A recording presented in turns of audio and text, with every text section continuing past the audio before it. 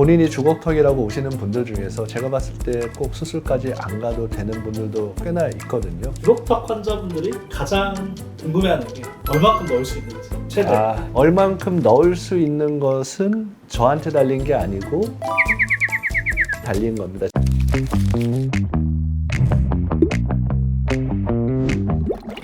안녕하세요. 서울대학교 구강아간면외과 전문의 맥스 구강아간면외과 박재봉 원장입니다.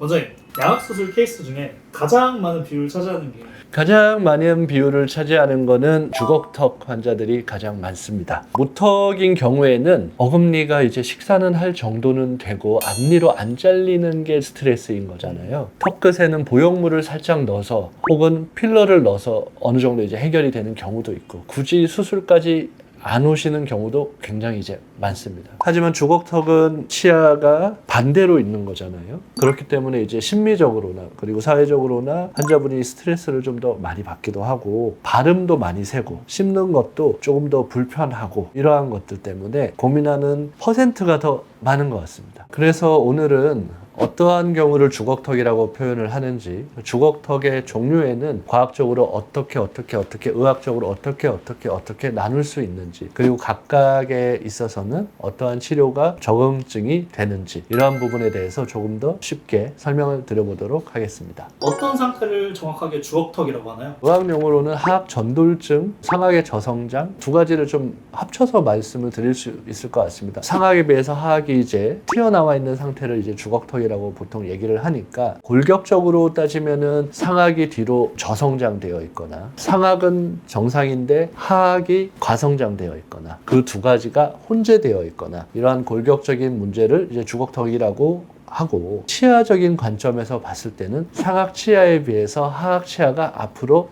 나가 있는 상황을 주걱턱이라고 부르고 있습니다. 그래서 이제 기능적인 증상이 이제 나타나는데 발음이 잘 안 되시거나 저작이 매우 불편하시거나 턱관절에서 소리가 나거나 혹은 통증이 있는 분들도 있고요. 앞으로 좀 돌출이 되어 있다 보니 턱이 연조직이 부족해서 입을 다무는 것이 조금 불편하신 분들도 함께 있습니다.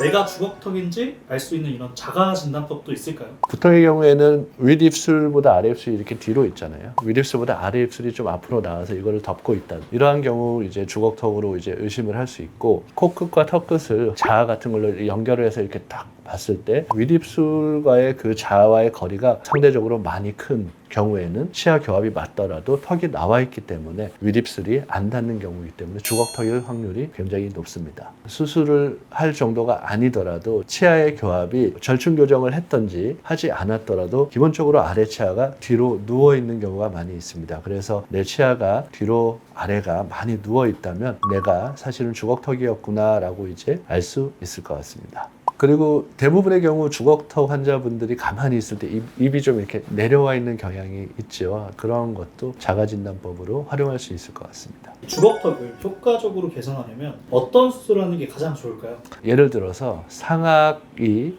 중앙이 맞고 비대칭이 없고 앞뒤로 봤을 때도 CT상에서 정상 범위 내에 있다면 하악 수술만으로 뒤로 넣어서 교정과 함께 치료를 완료할 수 있겠습니다. 상악 자체가 비대칭이 심한 경우에는 아래턱만 넣더라도 비대칭이 이렇게 틀어지면서 그대로 남을 거 아니에요. 이러한 경우에는 상악의 앞뒤 위치가 저성장이 아니더라도 양악 수술을 같이 할 수밖에 없는 그런 상황이 생기게 됩니다. 또한 상악 자체가 비대칭은 없는데 너무 안쪽으로 들어가서 푹 꺼져 있는 형태가 있다면 상악을 조금 앞으로 꺼내고 하악을 넣는 방식으로 양악 수술이 필요합니다. 왜냐하면 하악을 꺼진 상악에 맞춰서 너무 많이 넣다 보면 그 이동량이 많아지면서 상악과 하악 후방에 혀 후방의 기도 공간이 너무 좁아져서 수술 후에 심한 코골이 증상이나 삶의 질이 떨어질 수 있기 때문에 이러한 경우에는 상악을 앞으로 조금 빼고 하악을 넣는 양악 수술을 같이 해야 기능적으로도 문제없이 해결을 할 수 있습니다.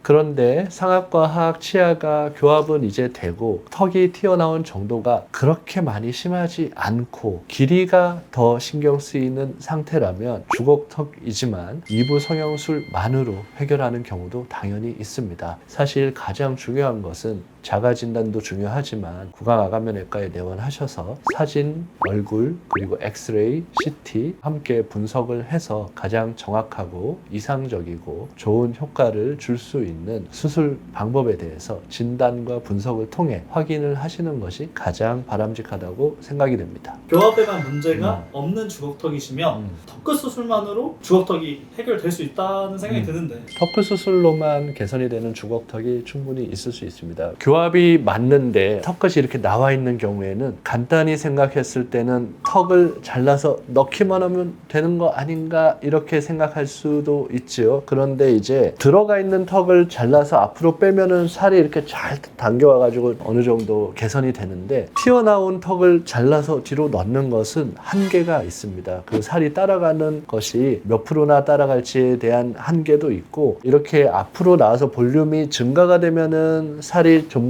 더 팽팽해져서 이쁘지만 그냥 넣었을 경우에는 살이 또 다 뒤로 말려 들어가서 이렇게 처질 수도 있기 때문에 외관상의 개선이 조금 어려운 경우들이 많이 있습니다. 턱이 이제 긴 사람들은 긴 턱이 이제 싫어서 사람들을 마주하거나 할 때 습관적으로 턱을 약간 앞으로 들고 다닙니다. 그러면 이 턱이 조금 짧아 보이거든요. 이러한 분들은 턱의 길이를 줄여주는 이부 성형술을 했을 때 그 길이가 줄어들므로써 턱을 빼고 다니는 그러한 습관이 없어지는 경우가 이제 많이 있습니다. 상악의 꺼짐이 심하지 않고 턱이 심하게 나오지 않은 경우에도 이부 성형술로 살짝 집어넣고 길이를 줄이는 방법으로 해결을 하기도 합니다. 만약 상악이 좀 많이 꺼지고 턱이 조금 나았을 때는 어떻게 하냐, 양악 수술은 하고 싶지 않다 이럴 때는 상악의 코 주변에 보형물을 집어넣고 턱을 줄이는 방법으로도 어느 정도 해결이 가능합니다. 항상 양악 수술을 하는 것은 아니고 환자분의 선택의 부분이기 때문에 어떠한 효과나 어떠한 개선 방향이 있는지 충분히 상의를 해보고 보형물까지도 함께 옵션에 넣어서 결정을 하는 것이 좋을 것 같습니다. 너무 많이 어긋나 있으면 교정을만 했을 때 잇몸이 무너진다 막 이런 얘기 들었던 것 같거든요. 아, 그렇죠. 상악이 좀 많이 꺼지고 하악이 많이 튀어나온 경우에는 교정을 하려고 그러면 너무 많이 이제 눕혀야 되고 이렇게 되면은 웃을 때 이렇게 마녀턱처럼 이렇게 나오는 그러한 증상도 생기고 평생 동안 씹어야 되는데 아래 치아를 안 좋은 방향으로 눌러서 힘을 작용하게 되니까 결국에는 치주, 잇몸 이쪽이 안 좋게 될 수밖에 없는 상황이 옵니다. 예를 들어 상악과 하악의 앞뒤 거리가 꽤나 이제 심각한 경우에는 대부분의 경우에 이제 교정 선생님께서 수술을 추천을 해주실 거고 이런 경우에 무조건 수술을 하기 싫어 이렇게 생각은 하지 마시고 인생의 전체적인 어떤 퀄리티를 위해서 교정을 포함한 수술에 대해서도 반드시 한번 생각을 해보시는 것을 추천드립니다. 주걱턱 환자분들이 가장 궁금해하는 게 얼마큼 넣을 수 있는지 최대.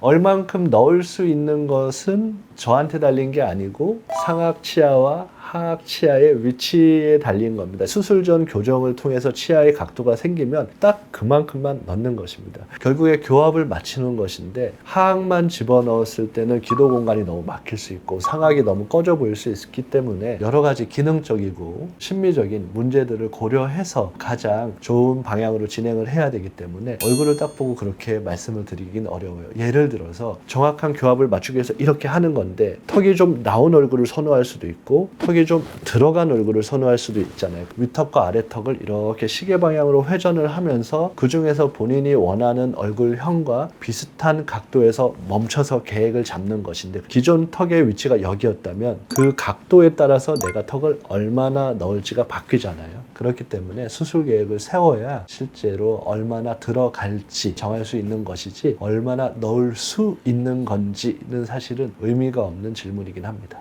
오늘은 이제 맥스 구강암면외과에 많이 오는 환자분들인 주걱턱 환자분들에 대해서 자가진단법도 말씀드렸고 케이스별 정리와 수술 방법에 대해서도 설명을 드렸습니다. 본인이 주걱턱이라고 오시는 분들 중에서 제가 봤을 때 꼭 수술까지 안 가도 되는 분들도 꽤나 있거든요. 그렇기 때문에 본인이 판단하셔서 어느 정도 계획을 잡으시는 것도 중요하지만 조금 더 전문적인 분석과 진단 그리고 설명을 들으시면 훨씬 더 본인의 생각에 정하시는데 도움이 되실 것이니 꼭 한번 방문을 하셔서 구강암면외과 전문의와 상의를 해보시는 것을 추천드리겠습니다. 오늘 영상이 좋으셨다면 구독과 알림 설정, 좋아요, 댓글 부탁드립니다. 지금까지 서울대학교 구강암면외과 전문의 맥스 구강암면외과 박재봉 원장이었습니다. 감사합니다.